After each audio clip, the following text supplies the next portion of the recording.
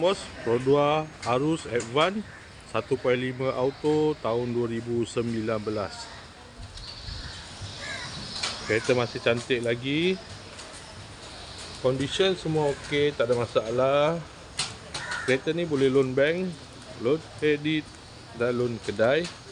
Kalau nak beli cash pun boleh. Kalau berminat boleh datang kedai, tengok kereta, boleh test drive. Kereta ni accident free, boleh jalan jauh, tak ada masalah. Jom kita tengok bahagian dalam.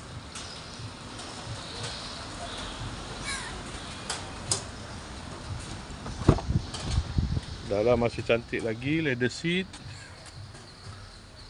7 seater.